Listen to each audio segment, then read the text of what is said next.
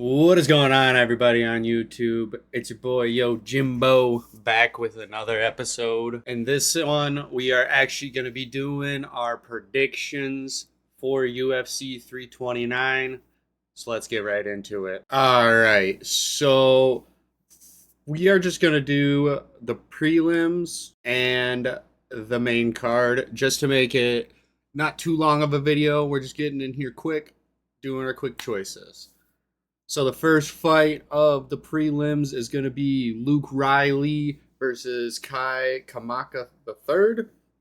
Honestly, I'm choosing Luke Riley all the way.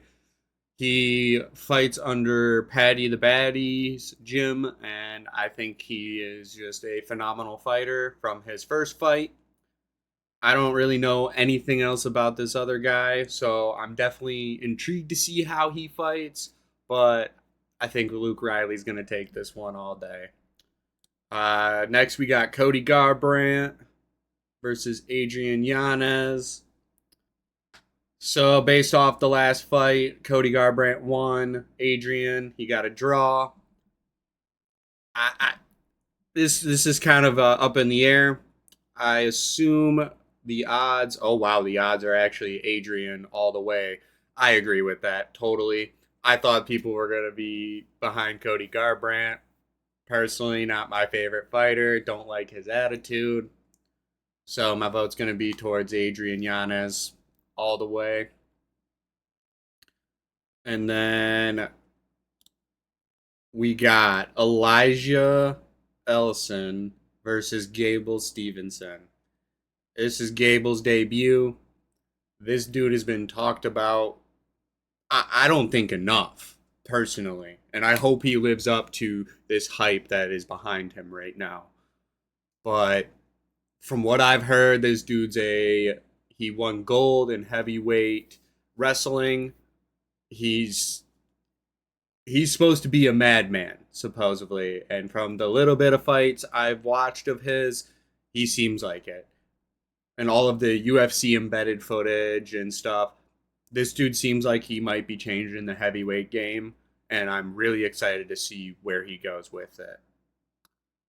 But last up on the prelims, it's going to be Nikita Krylov versus Robert Whitaker.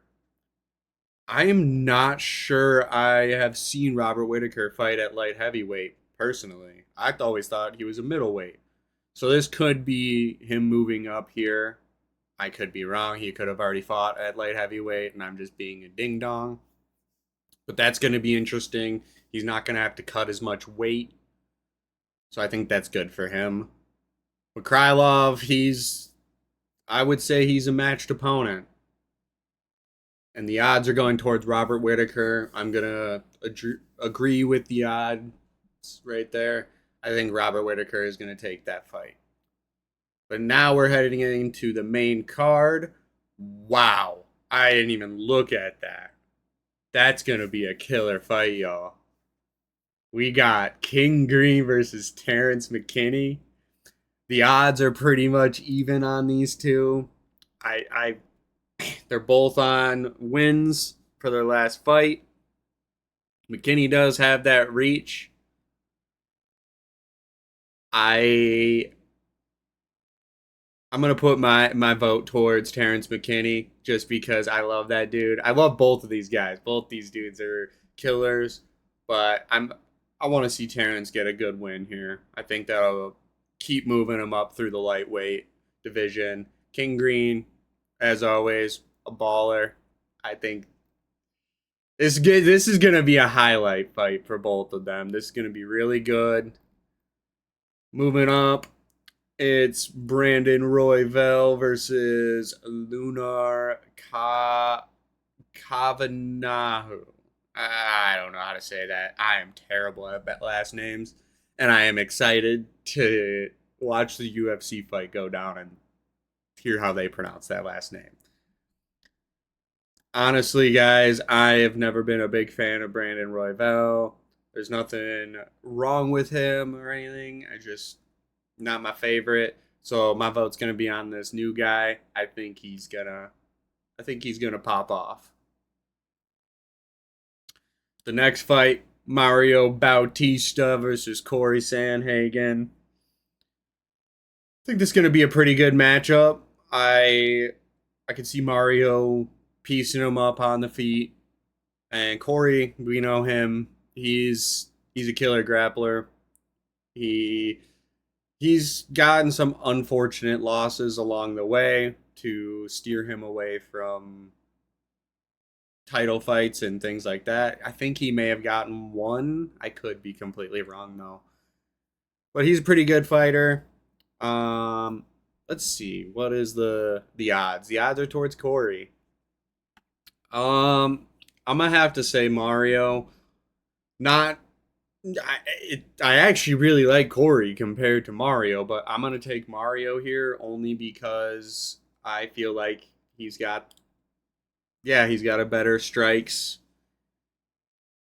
Yeah, I figured. I'm just looking at these stats right here, and yeah, I was kind of right. On the feet, he's pretty damn good. Oh wow, he's even really good at takedowns. All right, we will see. We will see how that one goes. That's going to be another killer fight. But now we got the co-main. I think this is going to be a killer fight. Benoit Saint Denis versus Paddy Pimblett. We saw Paddy fight Justin last time. It didn't go his way for the interim champion. Honestly, though, Justin deserved that more. I love Paddy. Paddy is one of the reasons why I'm so into UFC, just like Sugar Sean O'Malley. And I think he's going to take this fight as long as he really worked on his cardio and just worked on keeping composure during the fight. Because I know Justin Gaethje was a hard thing to solve, but he's got to be really careful with Benoit Saint Denis because this dude's got major hands. He's got a killer record. This is going to be a beautiful fight. I think overall, I don't know if I see it going to decision because one of these dudes is going to just get a submission or a TKO. But the main fight, the one that we've all been waiting for years, we get the return of Conor McGregor, and he's versus Max Holloway. This is probably the most killer fight we could ask for. Conor McGregor, we'll see how he is. He's been out for 6 years.